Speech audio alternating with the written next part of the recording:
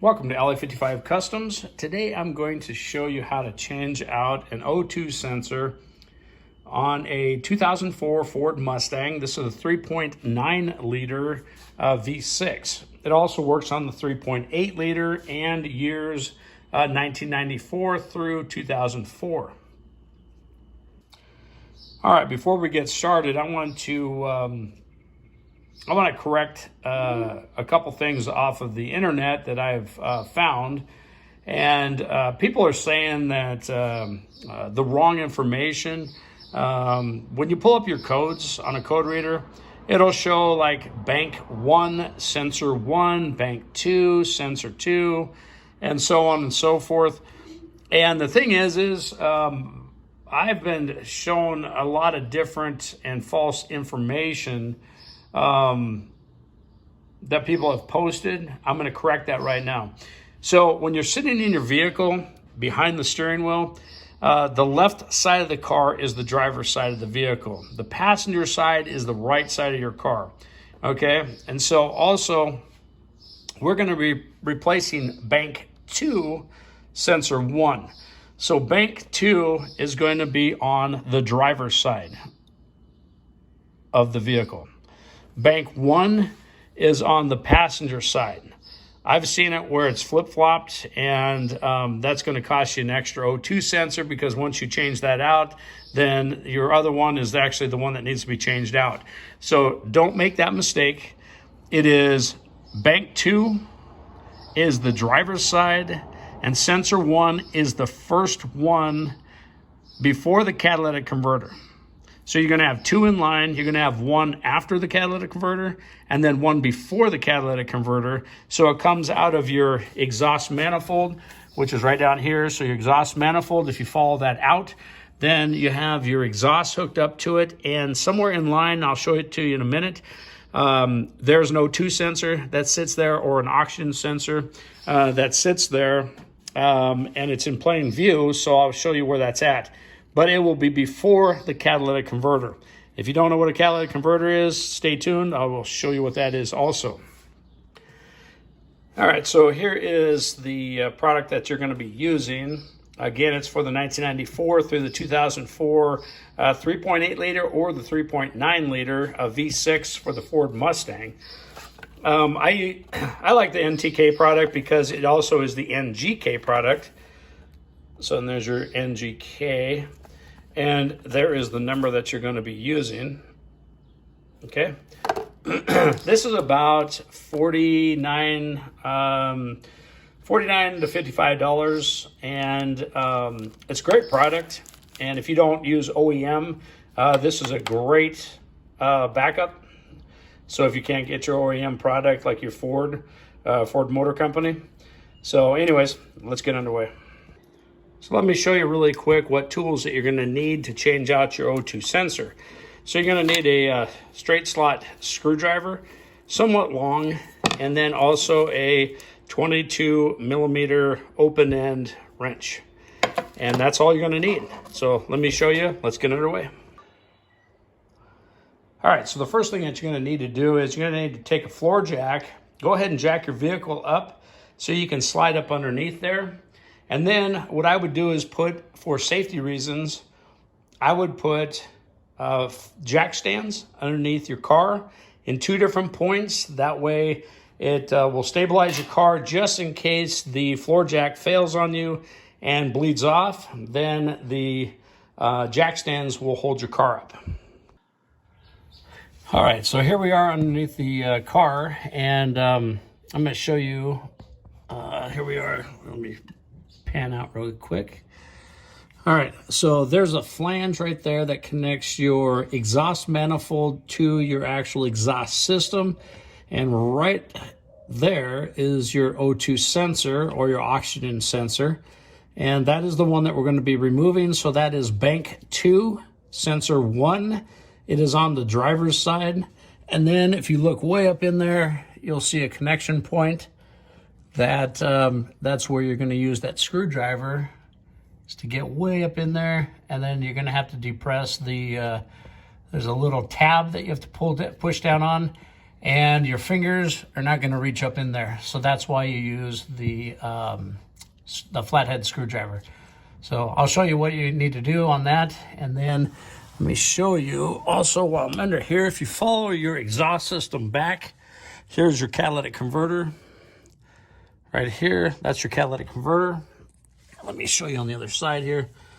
So there's your exhaust system, that is your catalytic converter, and then there's your other O2 sensor. So that'll be your sensor 2. So that is the one that falls after the catalytic converter. So it'll be the same on this side here. And let me get you in here, and there it is right there. So that is your O2 sensor.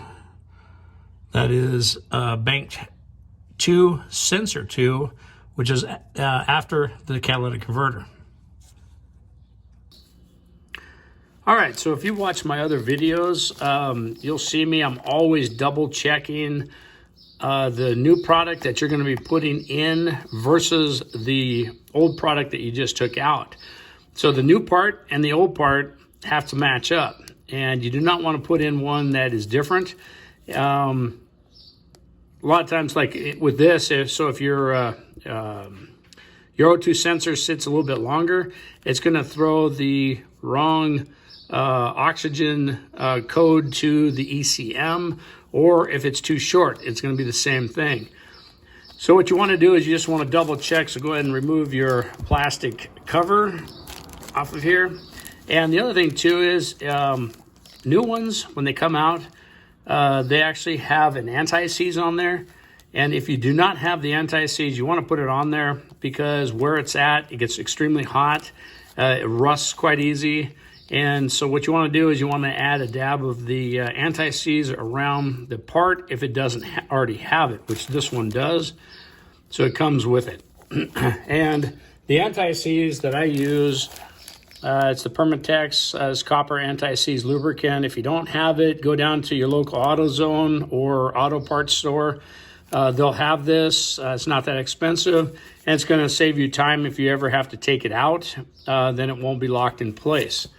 Because I've had to heat these things up to get them out before because of the rust and stuff. But anyways, what you want to do is you just want to double check, make sure this is a 4-wire system versus a 4-wire system. You want to make sure that the actual depth itself, the threads, you just want to kind of look it all over, make sure it all is the same, and then you can follow it down. Now if the wire, like if you look at this one here, the wire length on this one is a lot longer than this one. That doesn't make a difference. It's the connection point that you want to follow that is going to make a huge difference. So if you look at this, it's a 4-pin system. And then the only difference is these are guide pins here that guide it into the sleeve and locks into place. This one doesn't have it, but that's totally fine. So this is the correct one. So I'm going to go ahead and install it. Okay, before we slide underneath the car and start to insert the new O2 sensor, so where you took the old O2 sensor out, there's what they call a bung. And what you're going to do is you're going to start with this section first, and you're going to slide that in, and you're going to screw this down. This is a crush washer. So you're going to bring it up good and snug, and then you're going to take that 22 millimeter open end wrench, and you're going to crank that dude down so it's nice and tight. And then after that, after this is nice and tight, then you hook up your electrical connection. If you do not do it that way and you hook your electrical connection up first and then decide to turn this in after, not only does it give you resistance, but it also starts to bind up your wires. See how it's twisting? It binds up your wires, and I've seen people basically shear these wires off, and then you either have to replace this or you're going to have to solder these wires back together. I do not recommend that at all. I've seen people cut these wires and just replace the O2 sensor, the sleeve itself, and then the electrical part of it, they just use the old electrical connection. That doesn't solve anything. Make sure that you have a brand new one and get it installed, and then go ahead and reset those codes. So let's get underway by installing this. Make sure that your anti-seize is on here. go ahead and screw that in, tighten it down, and then hook up your electrical connection. All right, so we went ahead and installed the O2 sensor, and it's nice and tight now. Make sure that these wires are untangled. Don't keep them bound up. Even when you screw this in, it'll start to wrap and intertwine on each other. So make sure that you undo that. And then the connection point is going to be right up there. See that green part right there? So that's it right there. And now I'm going to show you on here.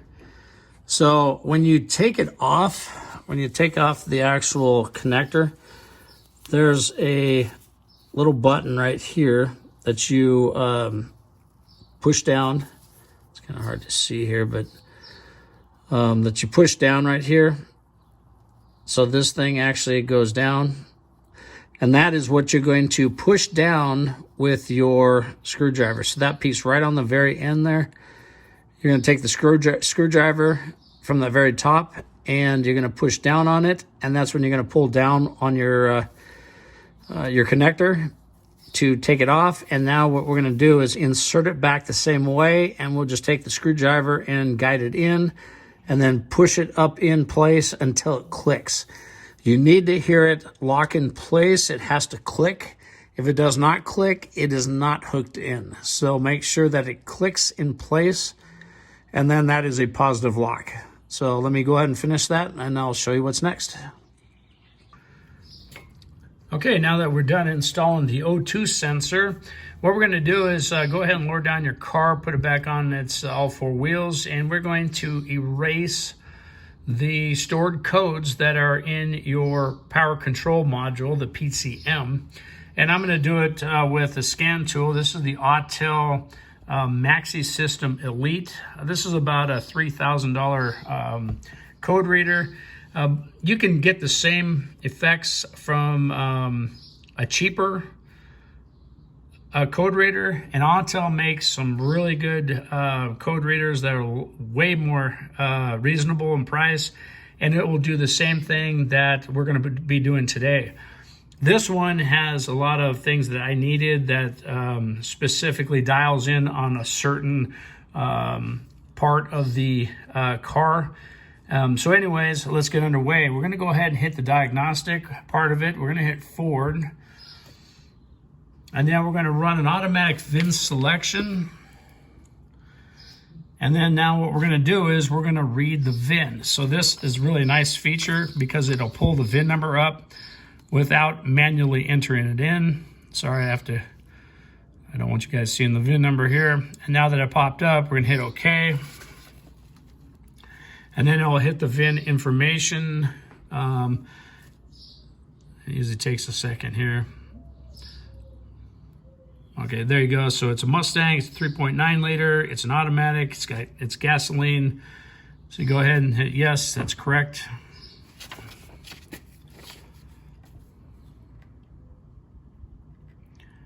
Okay, we're gonna hit non-equipped for this one.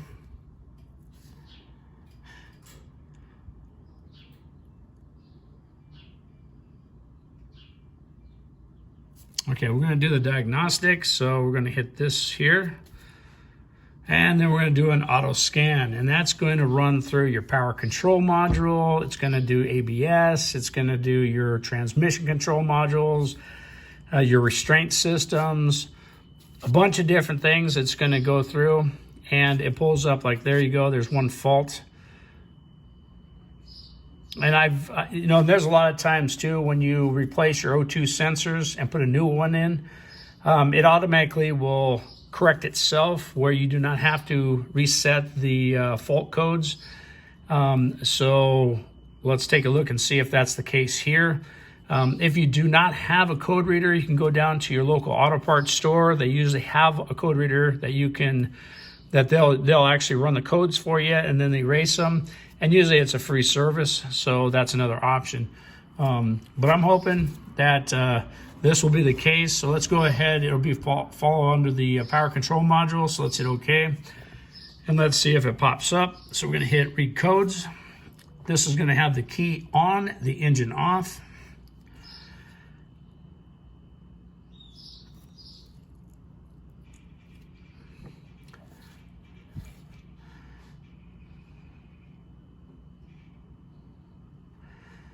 I read the codes about 2 hours ago, and it showed bank 2 sensor 1 for the O2 sensor. So let's see if it's gone now. Yeah, see, it is. So it corrected itself, which is a good thing. Then if you do not have a code reader, you don't even have to take it into an auto parts store to get it erased. But what we're going to do is I'm going to show you how to erase it if you do have a code reader. So you can go ahead and hit escape, escape again, and then right here where you read the codes, you can also erase the codes. So go ahead and hit erase, and you have the ignition on and the engine off. You hit it yes, and all your data will be deleted from your DTCs and freeze data. And then now that you hit yes, all codes have been successfully erased, and there you go. So now you are good to go, and you should be able to start that dude up, and it should be back to idling normal. And hope this video helped you out. Give me a thumbs up. Please subscribe to my channel. I do a ton of videos on a weekly basis. If there is something you'd like to see done, I'll try to accommodate it. Just shoot me a comment, and hope this video helped you out.